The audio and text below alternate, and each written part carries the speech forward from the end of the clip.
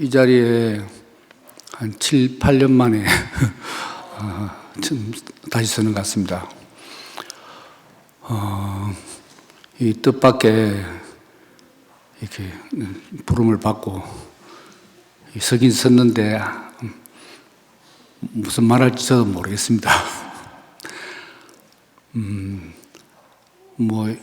여러 참모 자료들을 읽을 때는 영감도 많이 떠오르고 바로 이걸 꼭 말해야지 라고 생각했는데 이렇게 빈손으로 나왔습니다.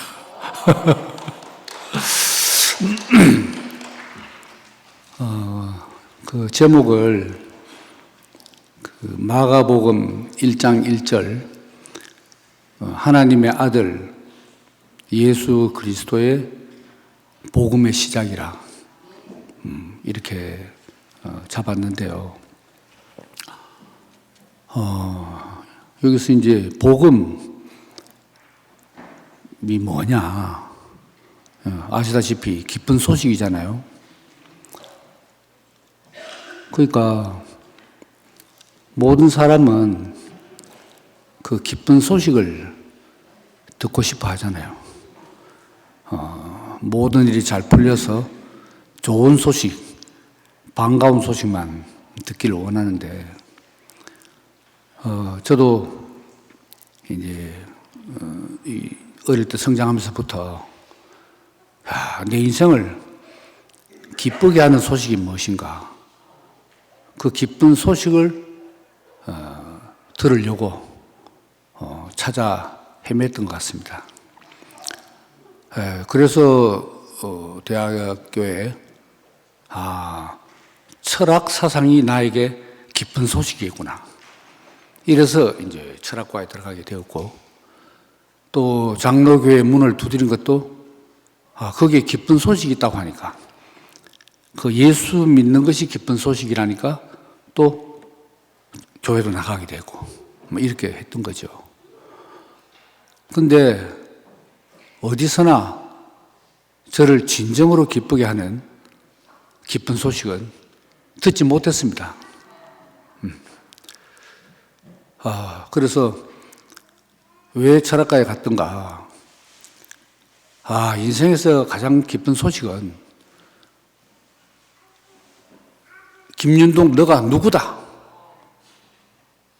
내가 누구라는 것을 확실히 밝혀주는 소식이 진정한 기쁜 소식 아니겠는가? 이렇게 생각을 했죠. 근데 철학 공부는 아무리 해도 그럴듯하고 심오하고 맞는 말이지만 내가 누군지를 밝혀주지를 못했고, 그 한계에서 교회 문을 두드리고 가서 예수를 믿고 교회 생활도 하고 설교도 듣고 했지만 예수에 관한 그 소식이 저에게 기쁜 소식이 되지 못했어요. 그렇게 전전긍긍하다가 1976년 22살 때 CCC에서 우리의 목사님을 만나게 된 거죠. 근데 그 이엘레 목사님에게서 참 기쁜 소식을 들었습니다. 너 자신이 누구다 하는 것을 정확하게 알려주는 기쁜 소식을 들은 거죠. 근데 좀 신기하게도 이 만물 안에서 저 한 사람만 딱 떼놓고 너는 누구다 이렇게 밝혀지는 소식이 아니라 이상하게 나를 지으신 자 하나님이 어떤 분이다를 말하는데 거기서 내가 누군지가 딱 밝혀지더라고요. 거기서 제가 확실히 안 게 모든 인간은 하나님과의 관계를 떠나서 그걸 배제하고 자기 자신을 알 사람이 아무도 없구나 하는 것이죠. 그게 바로 하나님이 너를 바로 지으셨다. 너는 하나님의 피조물이다 하는 소식이었습니다. 그런데 철학에서는 인간은 피조물이라는 소식은 없고 교회에서는 늘 그 소식을 말하는데 그게 왜 진짜 내가 피조물이구나 하고 깨닫지 못했을까요? 피조물이라고 믿었고 피조물이라고 알고 있었는데 알긴 알았는데 진정 내가 피조물인 몰랐어요. 이게 바로 계시의 빛이 비쳐야 되는 것 같아요. 그럼 그 계시의 빛이 어떻게 내게 비치느냐? 신비한 광채로 하늘에서 바로 비추는 것이 아니라 피조물인 사람의 등을 통해서 그 빛이 진다. 그래서 그 뒤로 생각해 봤어요. 이야, 어떻게 여기서는 내가 이 피조물이라는 게 밝혀지는가 생각해 보니까 진정으로 제 앞에서 피조물로 서 있는, 피조물로 보이는, 이 사람이 피조물이구나. 진짜 피조물을 보니까 나도 피조물이네 이렇게 발견된 거지. 그렇게 어떤 비밀스럽고 신비한 특별한 계시에 의해서 뭐 그랬던 거 아니었던 것 같아요. 직접적으로 말하면. 그래서 그때부터 1976년 9월 달부터 제 인생은 새 피조물로 거듭나게 됐습니다. 그때 새 피조물. 사실 그때 제 인생의 모든 문제는 사실 다 끝났던 거예요. 요즘 우리 구속의 복음 안에서 이 젊은 세대 특히 선포하는 말들, 나는 어제가 기억이 나지 않는다. 지금밖에 없다. 내일은 모른다. 이런 모든 말들을 그때 제가 했습니다. 물론 지금하고 좀 차원은 틀지만 그때 제 입으로 다 했던 이야기예요. 제 인생 문제 완전히 끝이었습니다. 그리고 그렇게 시간이 얼마 지나지 않았는데도 제 눈에 비늘이 벗기고 사람이 보이면서 하나님이 한 사람을 창조하셨는데 현실적으로는 두 종류의 사람밖에 없구나. 자기가 피조물인지를 아는 사람하고 그것을 모르는 사람하고. 그러니까 죄인, 의인, 이것은 뭐 도덕적인 의미가 아니고 자기가 피조물인데 피조물인 줄을 모르면 자기를 모르는 거잖아요. 그게 전부 죄인인 거야. 우리 용어로 말하면 위치이탈. 그 죄인이고, 뭐 도덕적인 행실은 그 다음 문제고, 내가 하나님의 지음받은 피조물이구나. 이걸 확실히 아는 사람은 그 자체로 의인입니다. 뭐 희생, 충성, 봉사, 뭐 선행 이런 거는 아무리 선행을 해도 피조물인 줄 모르고 선행하는 사람 많아요. 어찌 보면 더 훌륭한 사람도 많아요. 근데 그건 죄인이야지. 위치이탈한 사람이에요. 그걸 지금 벌써 76년입니다. 50년 전입니다. 50년 전에 다 알았어요.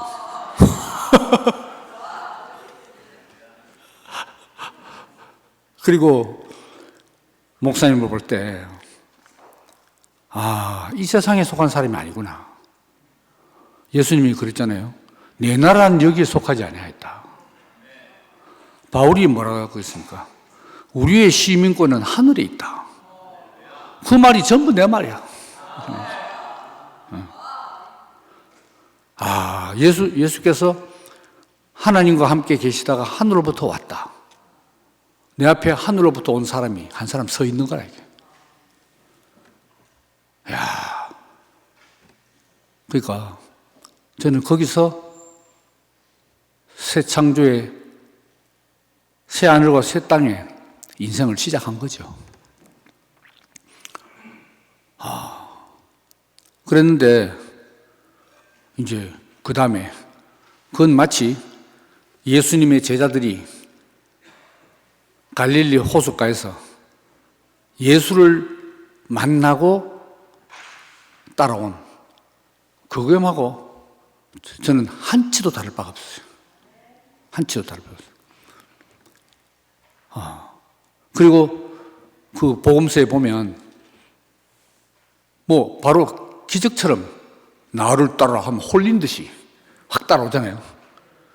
우리 초창기에 CEC 때도 그랬고 77년 대국에 출범하면서 한 사람 한 사람 오는데 홀린 듯이 와서 홀린 듯이 이게 그렇게 해서 참 우리 이열래 목사님의 제자들이 이제 형성된 거죠. 이제 그 제가 이제 유튜브 오레일 강의에 마가복음을 시작했잖아요. 시시콜콜 자자구구 다 설명하는 그런 이제 설교 시간 아니지만 마가복음이 그 마가복음을 이 단적으로 보더라도 어떻게 우리가 목사님을 처음 따라온 그 장면들과 제자들이 예수를 따라온 장면들이 너무 오버랩이 되는 거예요. 억지로 갖다 맞추는 게 아니고 딱 내 경험이야. 그리고 베드로가 뭐라고 말했습니까? 주는 그리스도시요 살아계신 하나님의 아들입니다. 마가복음에서는 주는 그리스도십니다. 그런 말이죠. 그런데 그것도 초창기의 목사님에 대한 저의 고백이었지 않습니까?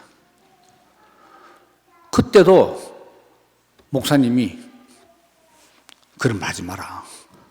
그러면은 이단으로 오해받는다.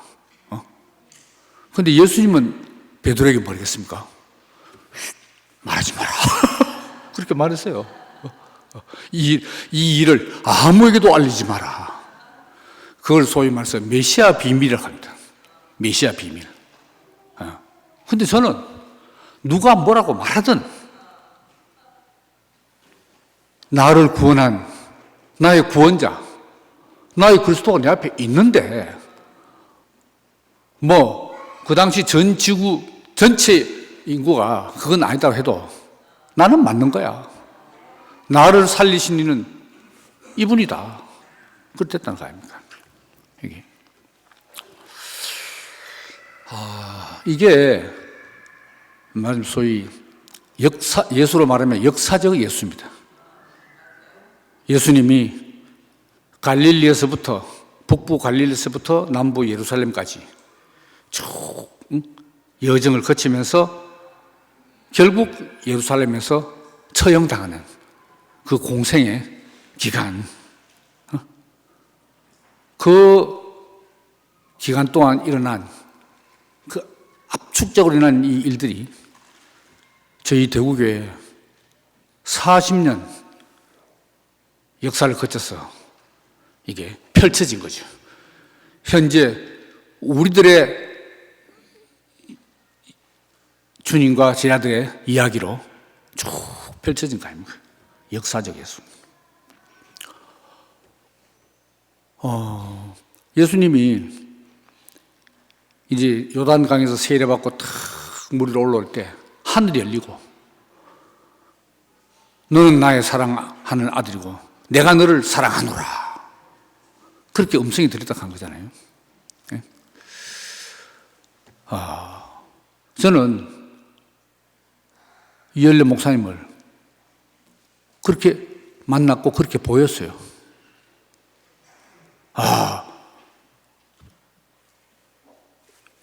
하나님이 사랑하는 아들, 이분이구나. 기뻐하는 아들이구나. 너희들은 이열래의 말만 들어라 라고 하늘에서 음성이 들린 듯 했어요. 실제로 그랬어요. 그래서 이 예수님의 그 기사와 이적의 놀라운 사역, 그걸 우리는 똑같이 경험했어요. 어찌 보면 실질적으로 말하면 더 놀랍죠. 육신의 눈먼 자, 육신의 귀머거리, 중풍병자, 안진뱅이, 귀신 들린 자를 치유하는 사건보다 인격적으로 눈먼 자, 귀머거리, 안진뱅이, 중풍병자를 바로 앞에서 살리는 그 놀라운 광경을 목도해 왔다는 거 아닙니까? 그리고 예수님의 놀라운, 마가복음에 안 나오지만 산상수훈의 가르침, 목사님의 생명의 양식, 하는 말마다 다 너무나 오르신 말씀, 인간의 머리에서 나올 수 없는 말씀, 사람의 입으로 나오는 하나님의 말씀을 듣고 살아왔잖아요.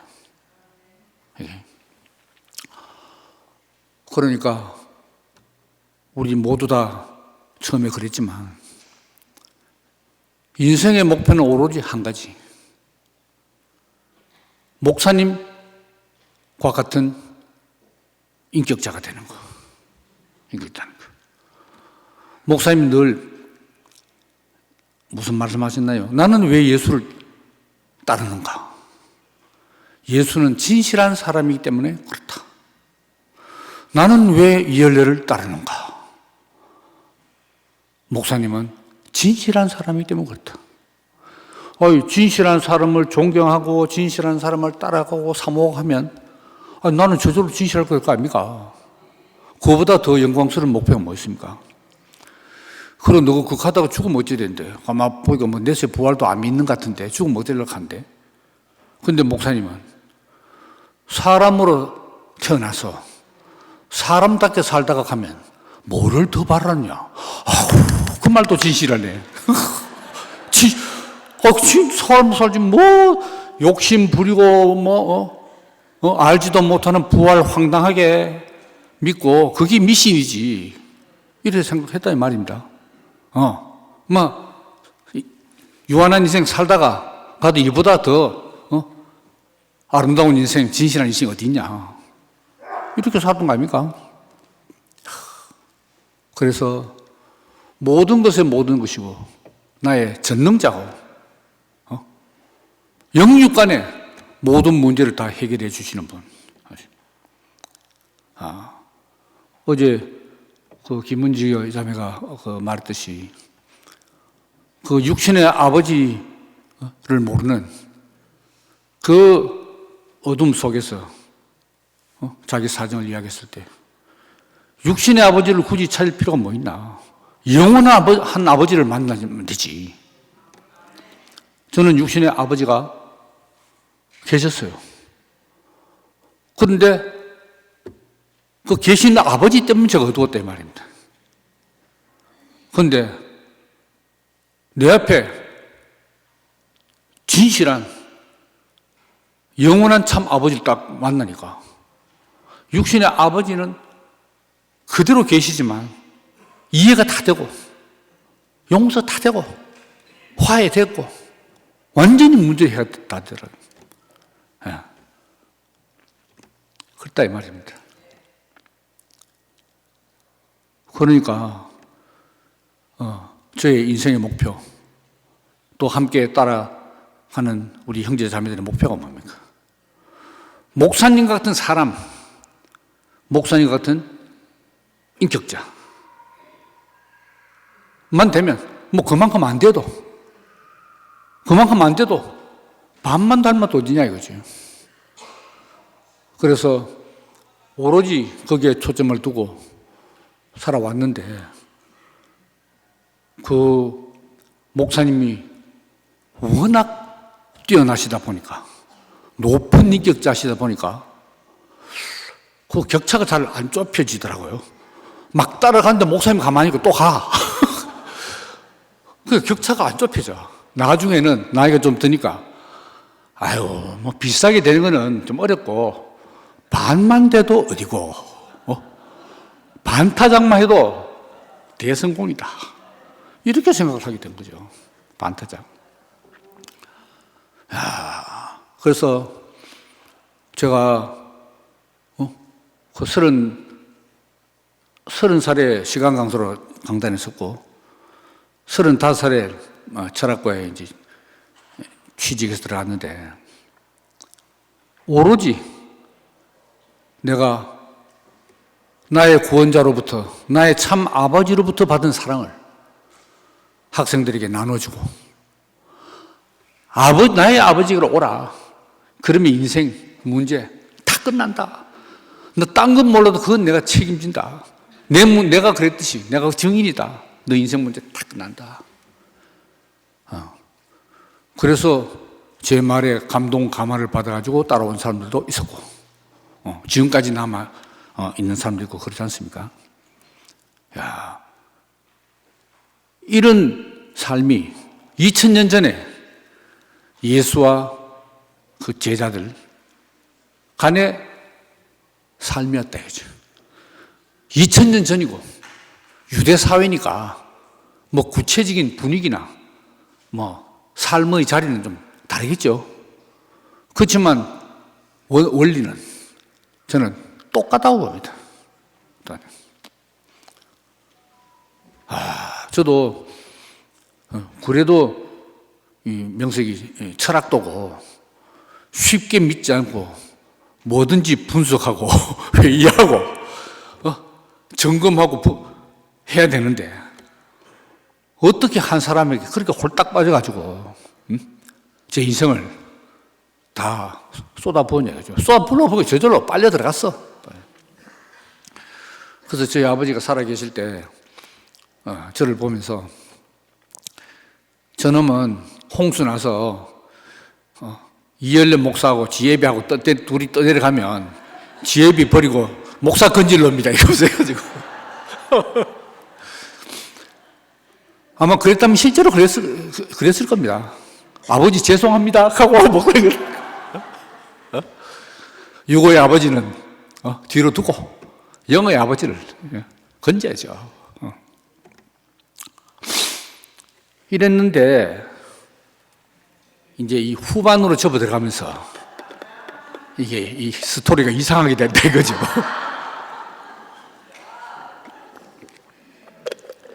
워낙 예판을 이야기할 만한 이런 분위기에도 불구하고 제가 왜 조금 소상하게 이야기하냐. 이 뒤집어진 세 판을 강조하기 위해서 이 반전의 묘미를 위해서 예수님과 제자들 사이도 그렇던 것 같아요. 예수님이 이제 잘 나가다가 예루살렘으로 간다 하네. 그러니까 제자들도 그걸 아는 거라. 예루살렘은 유대교의 핵심 멤버들이 다 있는 곳 아닙니까? 그 가면 죽는 거야, 죽어. 근데 죽는 자리로 간다 이거지. 그러니까 베드로가 주여 그리 마옵소서 잡았잖아요. 그러니까 사탄아 내 뒤로 물러가라. 네가 나를 넘어지게 한 자다. 이렇게 말했잖아요. 그러면서 결국 가서 예수님이 뭐라고 말하냐. 최후의 만찬 마치고 감람산으로 가면서 제자들에게 너희들이 다 나를 버릴 것이다. 왜? 예수님의 죽음을 예감하고 있으니까. 이 자리에 오면 너가 다 내버릴 거다. 할 때 베드로가 뭐라고 말씀입니까? 죽을 전정 주를 버리지 않겠습니다. 섭섭합니다. 우리를 의심하십니까? 이거 아닙니까?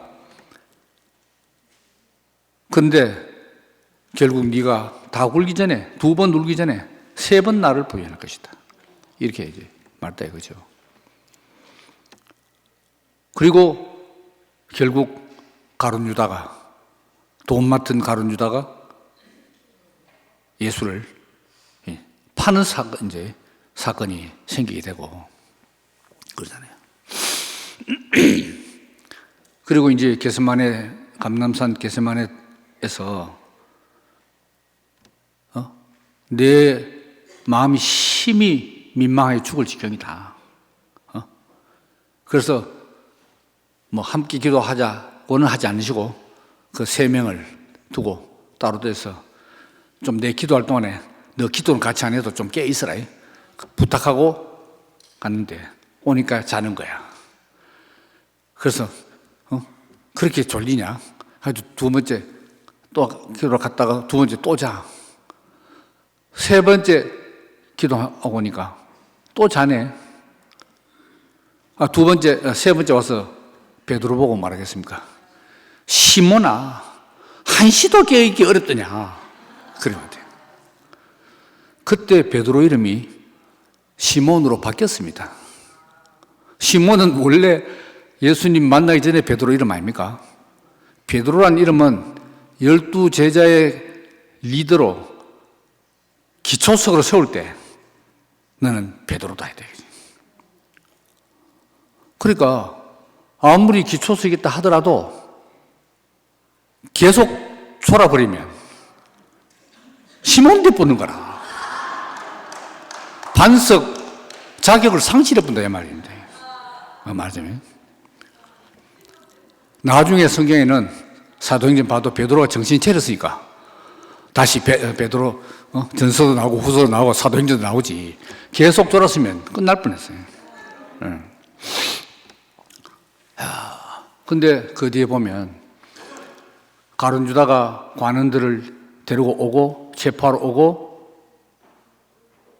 베드로가 마가복음에는 한 사람으로 되어 있지만 칼로 종자의 귀를 베고 그런 와중에 예수가 잡혀가는데 마가복음 보면 제자들이 다 도망하니라. 다 도망하니라. 야, 근데 목사님이 다 도망갔다. 그 말씀을 자주 한 적이 있었잖아요. 그게 2019년이었나요? 다 도망갔다.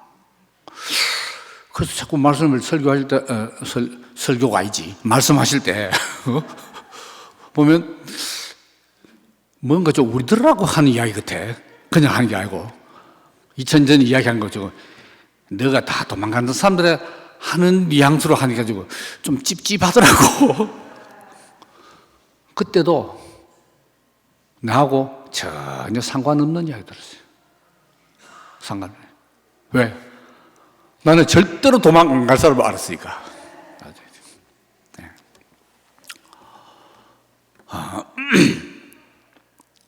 근데 결국 예수님이 십자가에 처형되고 엘리 엘리 라마 되기 직전에 엘리 엘리 라마 사막다니 하나님 하나님 어찌하여 나를 버리시나이까. 어찌하여 나를 버리시나이까. 소위 말해서 예수님의 이 사복음서에 십자가 위에서 했는 말을 전부 모으면 7구절이랍니다. 7구절. 마태, 마가, 마태, 누가, 요한복음 7구절.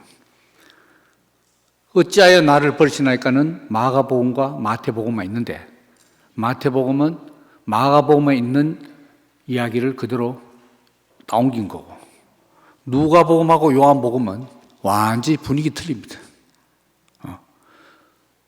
누가복음에는 그런 말이 있어요. 저들이 몰라서 그렇습니다. 저들의 죄를 저들에게 돌지 마옵소서. 너무나 자기의 육신의 죽음과 상관없는 그것을 초월한 예수님 모습을 착 보여줘요. 그래서 이 현대 이 성서 신학자들의 연구에 의하면 사복음서에 나오는 예수는 네 명의 예수다. 네 명의 다른 예수가 있다. 이렇게 말을 합니다. 신약 성경이라는 한 책에 묶여 있어 그렇지. 그 예수의 묘사가 너무나 다르다는 것이죠. 그래서 참 지금 생각해보면 이 마가도 사실 실제로 성경에 나오는 그 마가가 저자가 아니라고 해요. 어쨌든 그 마가복음의 저자, 마가라고 할 때, 마가로 이름 붙일 때 너무너무 감사해요. 하나님 어찌하여 나를 버리시나이까라고 마지막에 절규하고 운명하신 그 대목이 없었으면 지금 우리의 구속의 복음은 없습니다. 없습니다. 너무나 인간적인 모습이고, 겟세마네 동산에서 기도하는 모습도 마가복음에 예수가 제일 처절하게 기록되어 있고, 누가복음은 안 그래요. 전혀 다른 예수의 모습이에요. 달리 해석했다 이 말입니다. 이게. 그래서 그 뒤로 이 기독교가 국교가 되고 점점 확장되면서 예수는 다 아시다시피 신격화가 됐다 이거죠. 하나님과 동등한 삼위일체가 되고, 그리고 참 하나님이면서 참 사람인 양성, 신성과 인성을 겸비한 신이면서 사람인 예수가 되고, 이런 입장에서 마가복음을 분명히 성경에 이제 있으니까 주석을 하려고 하니까 이 주석이 난감하네. 자기가 하나님인데 어찌하여 나를 불식하면 말이 됩니까? 이 주석의 진땀을 빼는 거야. 주석이 잘 안 돼. 잘 안 돼.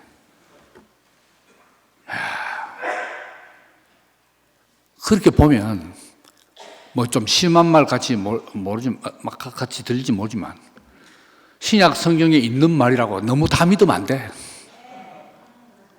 너무 다 믿으면 안 돼요. 왜? 그 당시에 공동체의 사정에서 그 당시에 이해한 그들의 예수를 적어놨잖아요.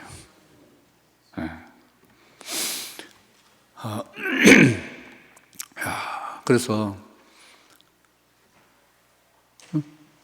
목사님이 제가 기억으로 2019년에 특히 무덤에 들어가서 이틀만 있어봐라, 이런 말씀을 또 자주 하셨어요. 아무리 예수님이라도 그 예수님 시체 옆에 이틀 있는 게 쉽겠어요. 그런데 그 이야기도 그 말씀을 많이 하셨어요. 그만큼 예수가 순수한 육체적 인간으로서 보통 사람과 똑같이 죽었다.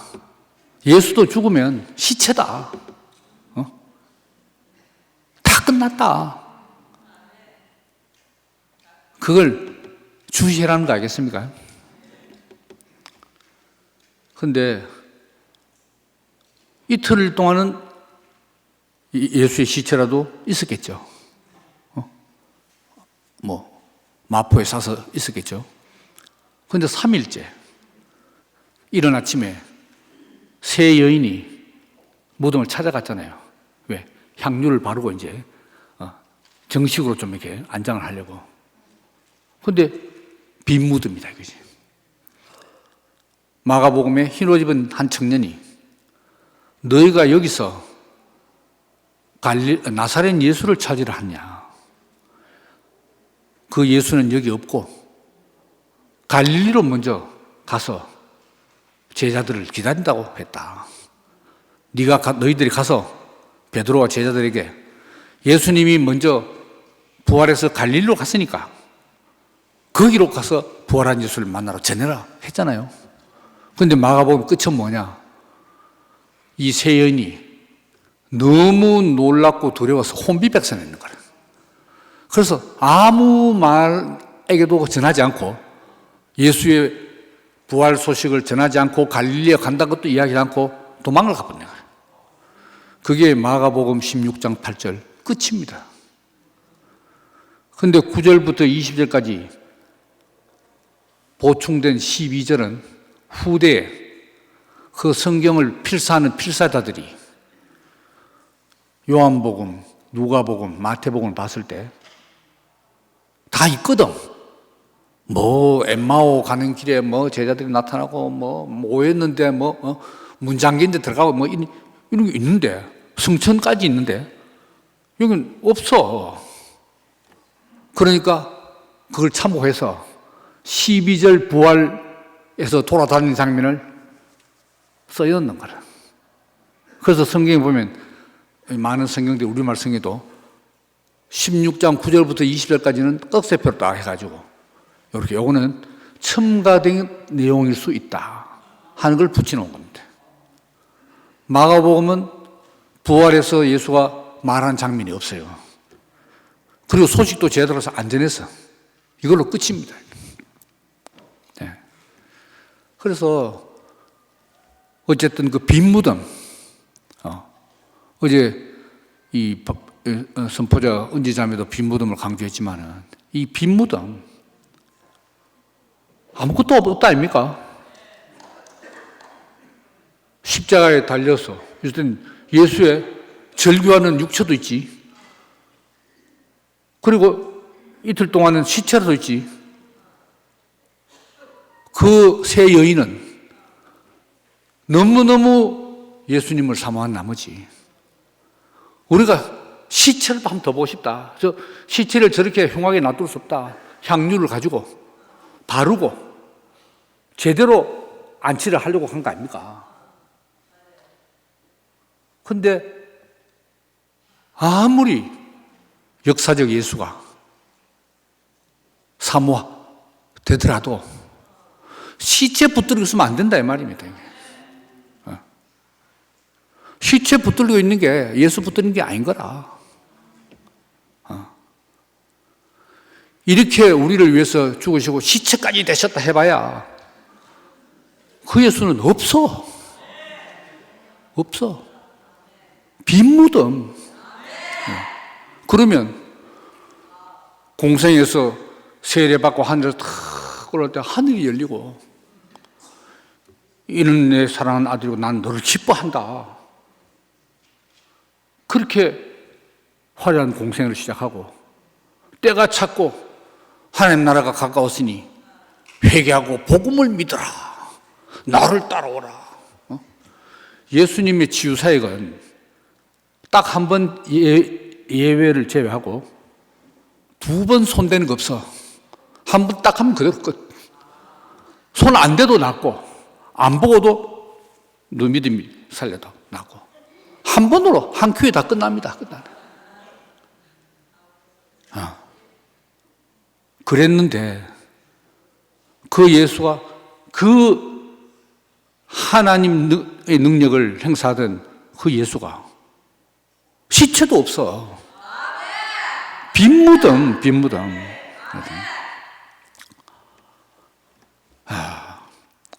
그러니까 저도 베드로와 그 제자들과 마찬가지로 절대로 부인하지 않겠다 라고 맹세했지만 저도 모르게 나의 주님을 부인하고 도망가 버리는 모습으로 발견이 저절로 됐어요.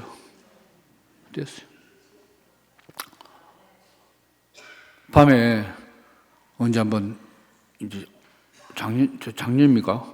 저작년입니까? 목사님 이제 한밤중에 저도 목사님을 위해서 이 교회를 위해서만 이야기한대. 너그는 말만 하고 행동으로 옮긴 사람은 아무도 없다. 와, 섭섭하대요.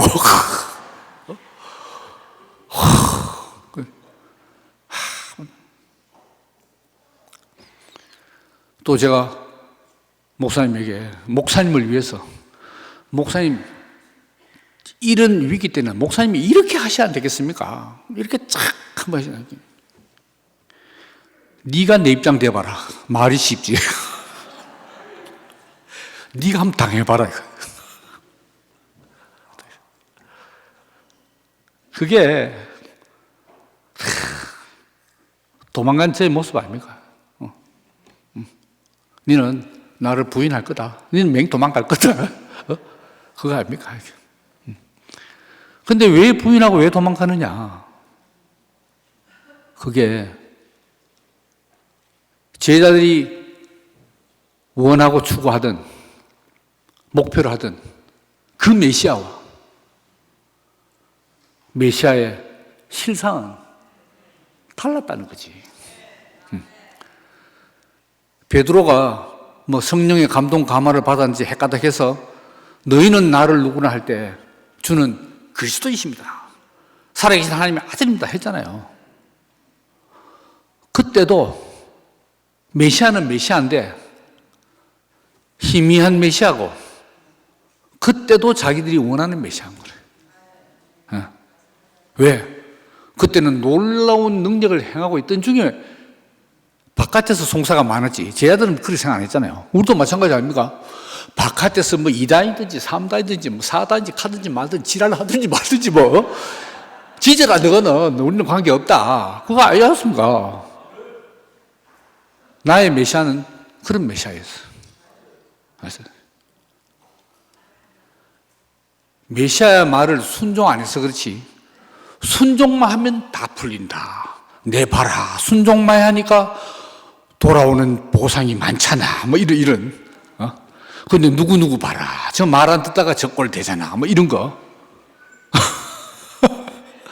이랬단 말입니다. 그런데 17년에 시가 완성되었다. 2016년 가을에 십자가에서 뛰어내리지 못하는 예수 할 때 저는 그게 무슨 말인지 몰랐어요. 그래서 순모임할 때 농담 삼아 아유 지금 요새 트렌드가 십자가 하면 안 되고 뛰어내리지 못하는 8자를 붙여야 되는데 말라고 귀찮게 붙이면 모르겠다. 투덜투덜 하면서 또 그거 갖다 붙이고 이랬다니까요. 그리고 김치현이가 저한테 물었어요. 형님은 그거에 대해서 어떻게 생각합니까? 뭐? 그게 뭐 이상하노?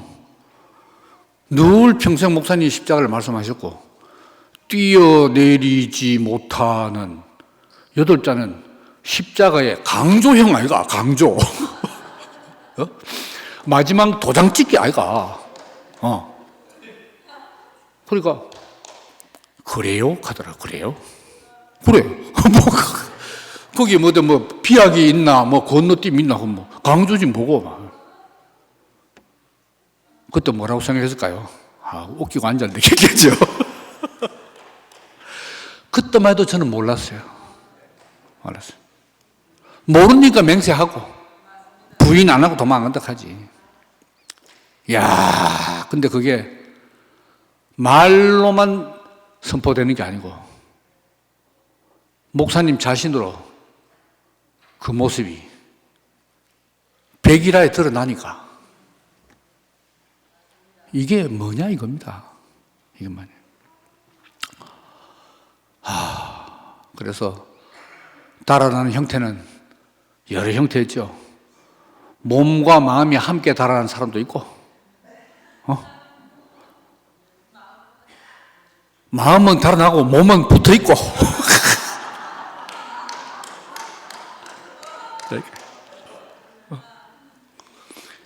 심지어는 간병 가서도 목사님 시중 들면서도 마음은 벌써 딴 데서 도망갈까. 이런 날도 많았어요. 그런데 그게 저만 그런 게 아니고 베드로부터 아무리 부름을 받고 하나님의 특별한 혜택을 입어도 인간은 어쩔 수 없는 것 같아요. 다 도망갔다. 그런데 정말 이 복음의 아이러니라는 파라독스, 어떻게 십자가에서 내려오지 못하고 비참하게 죽은, 억울하게 죽은, 조롱받고 죽은 그 예수가 기쁜 소식이냐? 뭐 그거 아닙니까? 뭐 단적으로 말하면. 이야, 근데 그게 지금 우리가 물론 이 복음은 6,000년 만에, 2,000년 만에 처음이지만 바로 제자들이, 그리고 그 뒤에 바울이 그 복음을, 십자가 복음을 전했는 거야. 십자가. 그때까지만 해도 예수님이 뭐 그렇게 신격하신 거지, 신격화된 건 아니잖아요. 그 빈 무덤, 죽고 빈 무덤만 남았는데 거기서 뭘 봤냐? 예수의 부활을 봤다는 거잖아요. 부활. 그래서 기독교의 역사가들, 신학자들은, 신학자뿐만 아니라 모든 사람들은 기독교는 언제 시작됐냐? 실제 기독교가 시작된 것은 예수의 부활부터다. 부활부터 돼요. 그런데 문제는 부활이 역사적인 사건이냐? 옛날 사람들은, 지금도 물론 믿는 사람이 있지만, 그 역사적 사건으로 믿는 것이 그렇게 어렵지 않았어요. 왜냐하면 그 당시에 그리스 로마 사람들도 다 신인, 그리스의 영웅, 신과 같은 인간, 아버지는 제우스고 엄마는 이 지상의 여인인, 거기서 태어난 뭐 헤라클레스 다 부활합니다. 죽고도 다 부활해요. 그러니까 그 부활을 저기 이런 생각 안 한다니까요.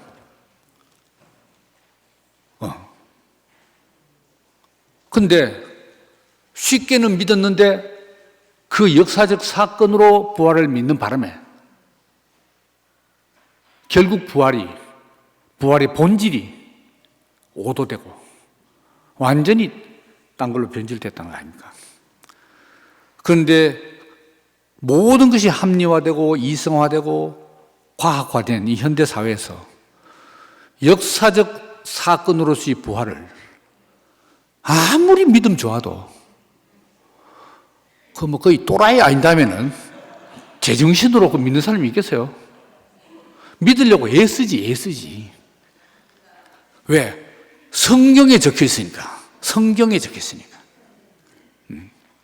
야, 근데 제가 유튜브 이 강의를 준비하다가 이 불투만 책을 지금 보기 시작했는데, 이 불투만이 우리하고 비슷한 말을 해놨대. 부활은 역사적인 사건이 아니다 이거라. 아니다 이거. 설사 역사적 사건이다 하더라도 그거는 예수의 제자들 그 당시에 몇 사람 바뀌었는 거지. 그 다음에는 그게 역사적 사건으로 안 믿긴다 이거라. 바로 예수님이 십자가에서 하나님 어찌하여 나를 버리냐고 외치고 죽은 그 사건이 바로 부활 사건이다.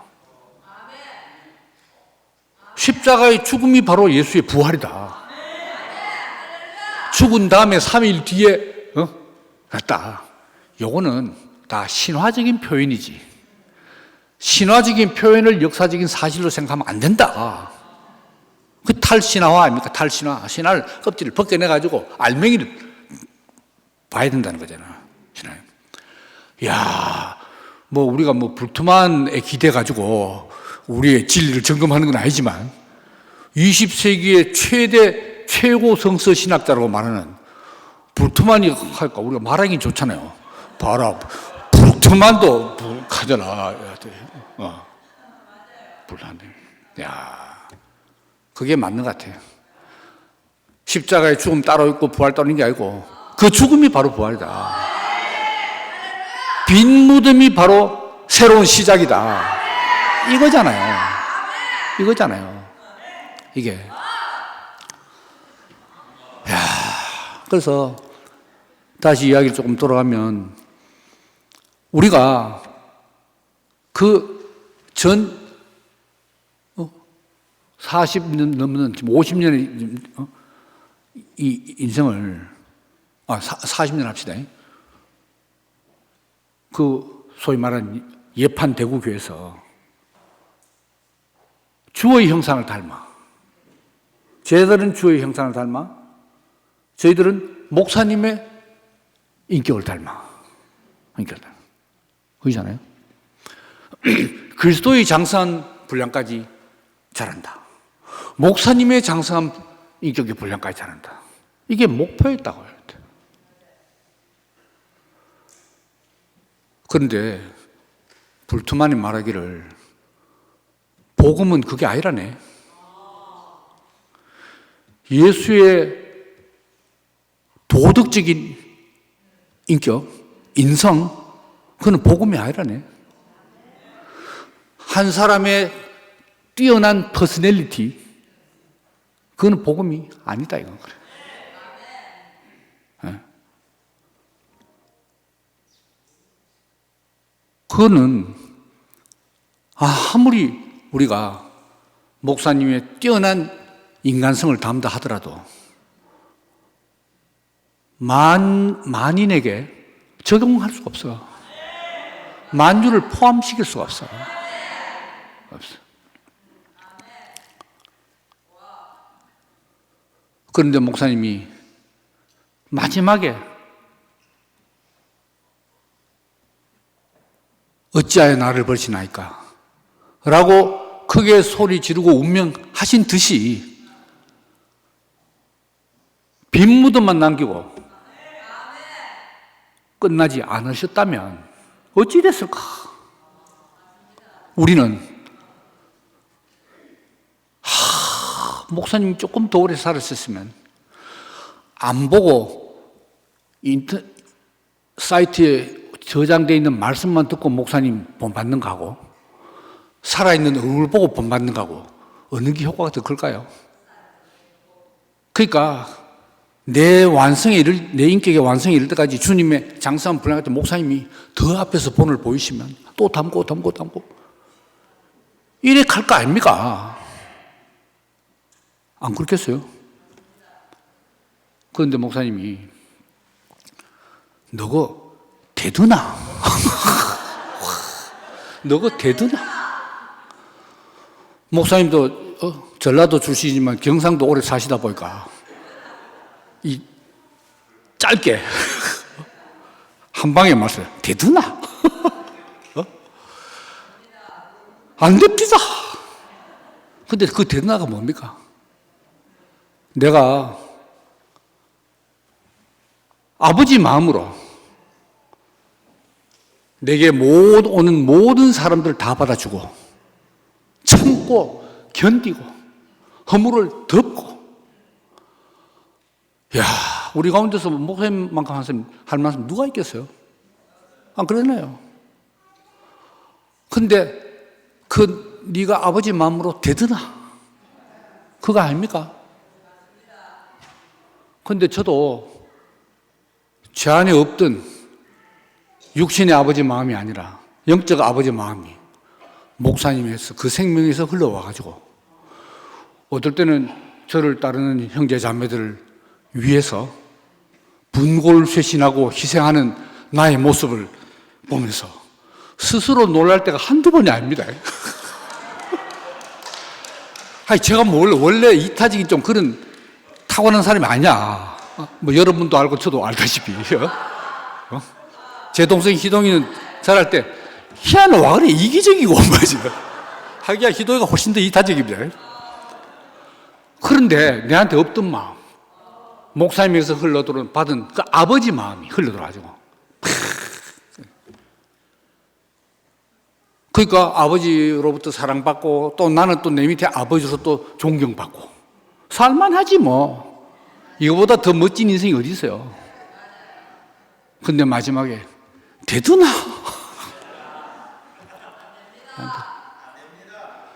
거기서 제 안에 아버지 마음 다 끝났습니다. 끝났습니다. 그리고 참 여러분도 아시는 분 다 아시다시피 저의 위로부터 사랑을 받고 그 받은 사랑을 나에게 오는 양들에게 공급하면서 여한없는 인생을 살았다고 생각했거든요. 그런데 이 십자가에서 내려오지 못하고 죽은 예수가 네 자신이다 라는 그때는 이 망할 마지막 복음 때문에 이런 건 나의 어린 양들밖에 없어. 나도 목사님을 버리고 도망갔지만 그래도 몸은 남았었잖아요. 마음은 도망갔지만. 그런데 저의 많은 양들은 몸과 마음을 함께 다 처절한 심판입니다. 지금은 제가 이게 웃고 이야기하지만 밤잠을 못 잤어요. 내가 뭐 어쨌길래 뭘 잘못했길래 뭐 인간적인 약점부터는 벌써 옛날에 다 떠나갔지. 그 20년간을 캠퍼스에서 제 때문에 왔고 제가 양육했고 제가 결혼시키고 진로 다 해가지고 이름까지 다 지어주고 어찌 이런 일이. 근데 그게 단순한 인간의 문제가 아니고 원래 그래요. 진짜 구원의 복음이 나타나면 그런 현상이 벌어지는 거야. 지는 거야. 왜? 빈 무덤을 아무도 안 좋아하잖아요. 아무도 안 좋아해요. 지금 너무너무 감사해요. 제게 그런 사건이 없었으면 제가 이 앉아서 요만큼 이야기 못합니다. 못합니다. 빈 무덤. 그것은 이스라엘의 끝이고 율법의 끝이고 유대교의 끝이고 심지어 예수의 공생의 사역의 끝이고 끝났어. 다 끝났어. 인간 우리 세상도 그렇잖아요. 부모가 재산이 많으면은 자녀들 사이에서 상속 다툼이 안 생길 수가 없어요. 부모 아버지가 왕이면 형제들 간에 살인이 안 날 수가 없어요. 중국이나 뭐 우리나라나 서양이나 똑같아요. 유산이 남겼으면. 그런데 목사님은 그 영광스럽고 아름답고 성스러운 기독교 역사에서 현대 기독교 역사에서 볼 수 없는 그 유산을 하나도 안 남기고 다 말아먹으시고 빈 무덤만 남겨놨어.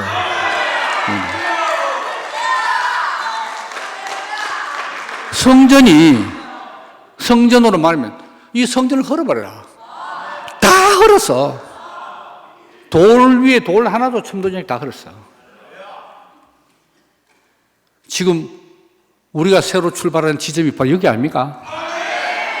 그럼에도 불구하고 옛 영광을 못 잊고 시체를 붙잡고 있다든지 아니면 워낙 성전이 크잖아요. 돌무더기가 먼저 얼마나 많겠어요. 아이고 그래도 웃자노 이거라도 주가지고 새로 좀 그래도 초월하지만 새로 한번 지봐야 안 되겠네 해가지고 새로 성전 재건축을 하면 되겠냐 이 말입니다. 성전 재건축. 야, 그건 안 되죠. 안 되죠. 야, 그리고 불투만이 무슨 말이 났대요. 하나님은 인간의 미덕에 관심 없다. 제가 말 안 믿어요. 불투만이 그런 말 했어요. 믿어도 관심 없다 이거. 네가 어느 정도의 도덕적인 수준에 이르렀냐, 이건 하나님은 아무 관계없다 이거. 인간과 하나님 사이에 놓인 것은 십자가밖에 없다. 그러니까 하나님 앞에서는 인간 자신의 죽음, 전적인 부정, 자기의 무화, nothing, 무화, 그거밖에 없다 이거예요. 너는 내 앞에서 아무것도 아니다. 그걸 이런 말씀으로 저런 말씀으로 할 때 그 말씀을 받아들이느냐 안 받아들이냐는 본인 책임 아닙니까? 그걸 불통하는 실존적인 용어로 인간의 결단만 남았다. 그게 이제 믿음이라고 말할 수도 있고 영접이라고 말할 수도 있고 시인이라고 말할 수도 있고. 그래서 맞습니다. 당신 앞에서는 나는 무입니다 라고 하면 이는 내 사랑 아들이고 나는 너를 기뻐하노라 딱 나온다 이 말입니다. 목사님도 그 인간 세상에서 유래를 찾아보기 힘들 정도의 높은 인간성, 인품, 인격, 그게 성전 무너지듯이 됐어. 그러니까 그 주의 이름으로 표현되는 그 높은 인품을 사모하고 쫓아온 사람들은 당연히 떠나가는 게 당연하죠. 당연히 떠나가죠. 그런데 저는 왜 못 떠나고 몸은 붙어 있었고 마음은 떠났지 마음까지 돌아오게 됐느냐. 내가 처음 만났던 주님이 이분은 정말 선한 분이구나. 이분은 너무 겸손한 목사네. 그게 아니었어요. 목사님의 높은 도덕적 품성 때문에 그런 게 아니야. 이 세상에 속하지 않는 사람. 완전히 하나님의, 그전에 어떻게 다룬지는 처음에 만나도 몰랐지만 하나님의 손길에서 꺾어진 사람. 인간적인 육신의 혈기가 다 빠진 사람. 그분에게서 임마누엘을 봤다니까요.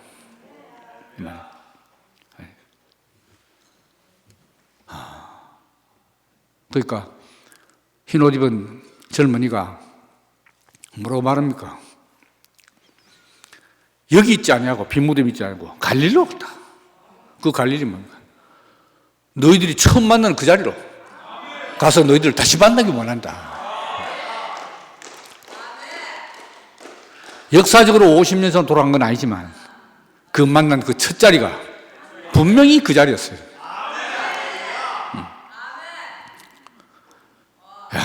그러니까 어느 자리에서 만나가 너무너무 중요한 것 같아요.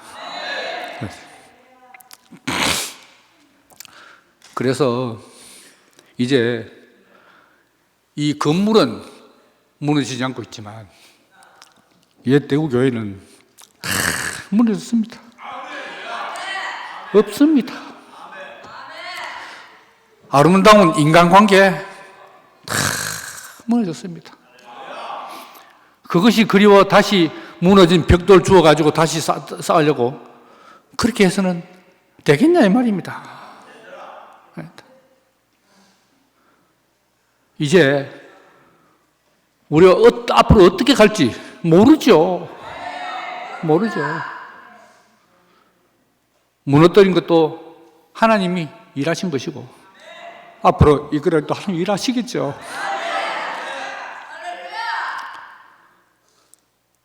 그래서 인간적으로는 제가 원래 계획이 많고 학교 지도 교수님보다는 김윤동 저놈은 주도 면밀하다. 용이 주도하는 소리도 많이 들었고 했지만 그런 거 다 소용없습니다. 저는 어디에서 부활의 현장을 목도하고 부활의 주님을 누리느냐? 지금 두 문장으로 나는 하나님을 대신한 특별한 목적으로 지어진 피조물이고, 이 피조물은 십자가에서 내려오지 못하고 죽은 예수 안에 있는 나이고, 여러분이고, 만유고, 온 인류고 만유다. 그러므로 우리 주님은 만유의 주님 되신다 라고 말로만 두 문장으로만 하는 게 아니고, 그 문장으로 표현되는 자기 자신, 그 부활 생명, 그 부활의 선포를 들으면서, 그 사람을 보면서, 와, 바로 이거지. 바로 이거. 이게 하나님 나라지.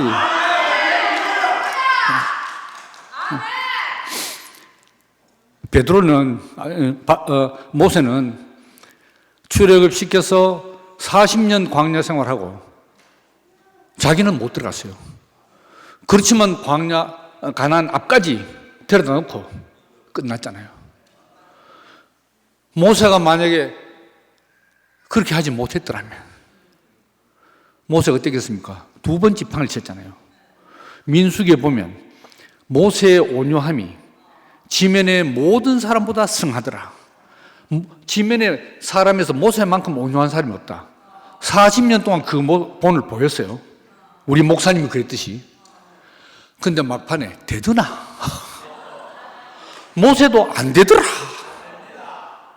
결국 그 온유함도 두 번 바위 치면서 이놈의 새끼들, 너가 아직도 이 모양이냐. 예수님은 베드로에게 한시도 잠을 참지 못하겠느냐. 예수님의 온유함도, 모세의 온유함도, 목사님의 온유함도 다 끝났어. 근데 모세는 그 바람에 못 들어갔어. 그렇지만 광야에 인도했잖아요. 아니, 가나안에 인도했잖아요. 가나안. 예수님은 어찌하여 나를 버리시나이까? 어찌하여 나를 버리시니까? 어떻게 당신이 나를 버릴 수 있습니까? 그거는 뭐 믿음도 아니고 뭐 뭡니까 이게? 예수님에서 그 말 나오면 됩니까? 안 그래요? 근데 거기에서 예수님의 33년의 인생은 끝나고 하나님 나라를 확 기억나게.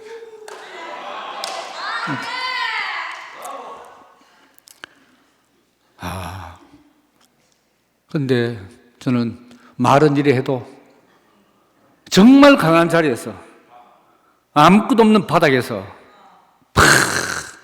그 선포가 터져 나오는 이 지체들 앞에서 늘 심판받고, 지금도 역시 나는 모르는구나. 제가 재미로 하는 게 아닙니다. 뭐 소크라테스, 내가 히랍철을 전공하고 소크라테스 제자를 가지고 소크라테스가 무지의 고백을 만나셨으니까 내가 하는 건 아닙니다. 나도 막 안다고 싶어. 근데 한편으로 좀 아는 것 같다가도 분명하게 정한 위치에서 딱 선포하는 지체들을 보면 심판받고, 나는 아직 희미하고 아직 모르는구나. 근데 난 그게 너무 감사해요. 왜? 내가 또 갈 곳이 있잖아요. 또 나아갈 곳이 있잖아요. 다 알아보고 더 갈 데도 없고 만나고 그것만 캐보면은 그럼 뭐합니까? 좀 모르는 게 낫지. 그러면 날마다 새롭고 또 하지. 다 알아보면 뭐 집회 안 해도 돼. 나도 다 하는데. 안 그래요? 모르니까 저는 모르니까 옵니다.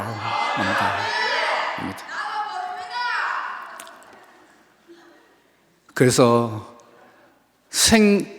생배 쪽에 그걸 혼어서 붙이면 안 되고 세술은 세부대예요. 세부대. 우리가 아무리 옛 대국에 좋은 유산이 남아있는 것 같지만 그건 다 무너졌고 남은 것은 빈무덤입니다. 빈무덤입니다. 목사님은 우리에게 하나님 나라를 열어놨습니다. 죄송합니다. 너무 어렵겠어. 하나님 나라가 왔다!